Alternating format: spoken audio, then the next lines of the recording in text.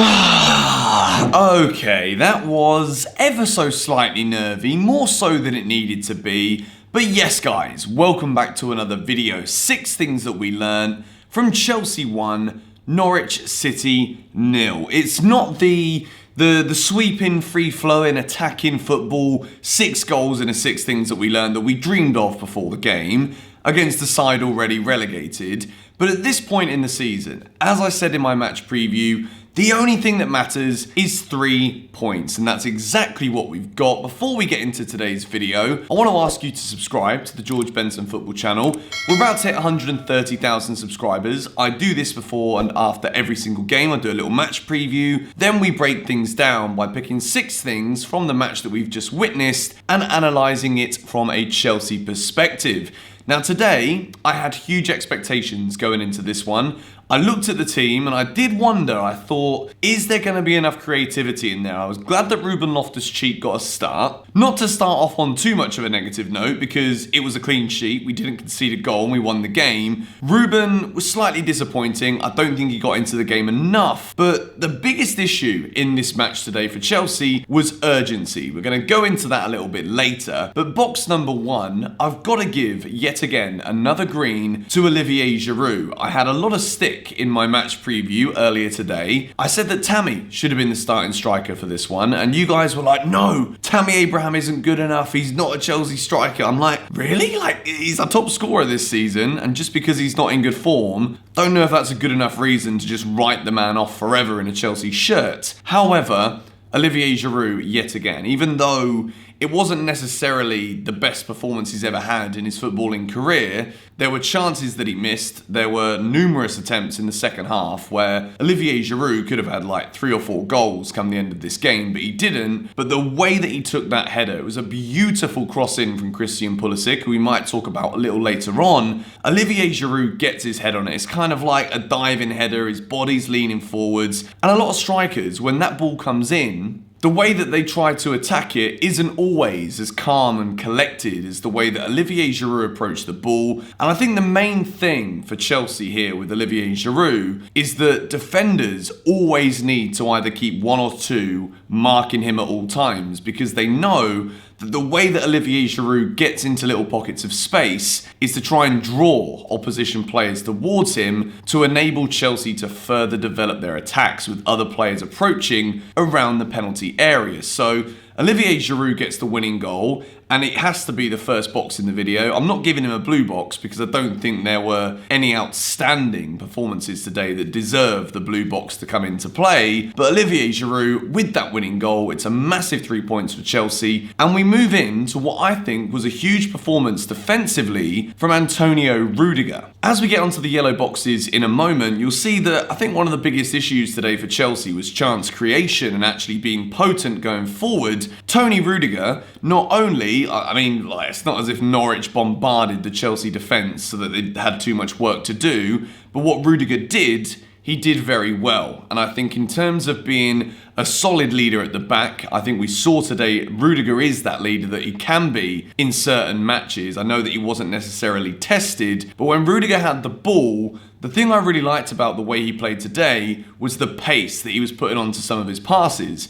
A lot of the times, the passes actually met the man and then Chelsea could start attacks. And I think this kind of urgency from Rudiger is something that hasn't been so consistent in recent games that he's played in. I think a lot of the time, when Rudiger is attempting these long balls, he's missing them or some of his passes go wayward. Today, I thought he was very, very good in a sense of Chelsea was struggling. If we put box number 3 on the screen as well, we were struggling to break through the lines throughout the majority of the first half at least. And obviously we got that goal at the perfect time just before the break. But there was no one really able to find a pass. I think Jorginho's performance kind of puzzled me a little bit today. Yes, we won the game, we didn't concede a goal, but I wasn't seeing Jorginho splitting the game the way that he can, and a lot of that was down to Rudiger was doing it for him, and it was doing it a lot earlier because there wasn't any urgency in the Norwich press, which gave Chelsea a lot of the possession within our own half. So box number 3, I want to talk about this urgency because again, like, I come into this video with a bit of a phew at the beginning because it makes it nervous, Chelsea.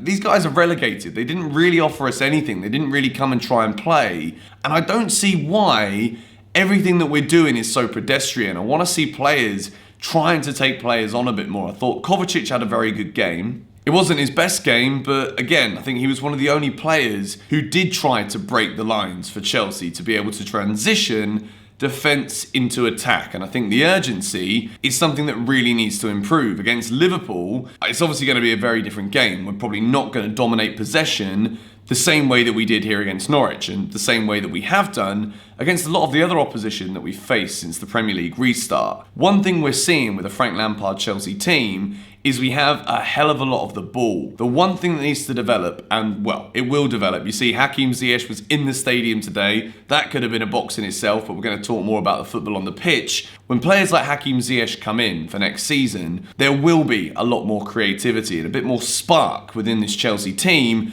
to actually get attacks moving faster. So that was a bit of an issue today. And the second thing that I think, again, is something that we'll have to work on next season is how clinical we are in front of goal.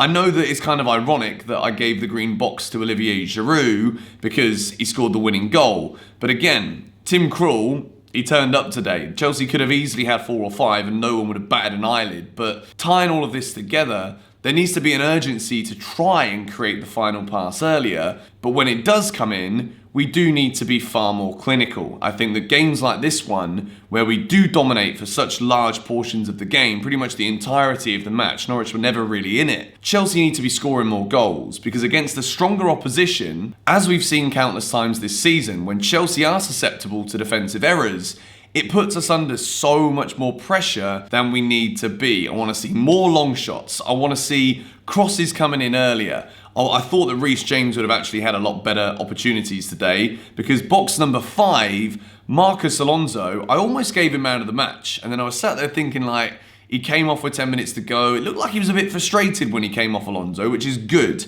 because I think he knew that he had a very good game today. And I think the way that Chelsea were able to attack when we were creating chances, which I don't think was enough, by the way, but Marcus Alonso gave Chelsea the shape in this game. He was always looking to go forward. He was aware that because Norwich weren't pressing and Norwich weren't really trying to get out of their own half and actually attack, Alonso was aware that he was able to stretch the game. He was always able to be one of the further players forward. And I think the way he got crosses into the box was good. We almost saw Azpilicueta whip one into the top corner from an Alonso cross. And I think Chelsea's best attacking outlet today, other than Christian Pulisic, who again, I've got to talk about him. I'm going to put him into box number 6. Christian Pulisic, the cross in for Olivier Giroud was absolutely excellent, but I thought that the way that Alonso stretched the game for Chelsea, was always looking to get forward, did his defensive duties when called upon as well. I thought that Marcus Alonso was absolutely excellent today, and although we like to give him stick when he often is the burden for Chelsea at the back with defensive errors, and when he's running back, he does give me a little bit of a fright every single time I see him attempting to run back. But when he was going forward today, as he always is when he's playing in more of an attacking role, Marcus Alonso I thought was very good. And box number 6, we normally start with this man because, again, I thought he was one of the standout players again today. Creative spark, the crossing for Olivier Giroud, it's like just feeding him his dinner. It's taking him through to the McDonald's drive-thru while he's asleep in the back seat and delivering him a burger.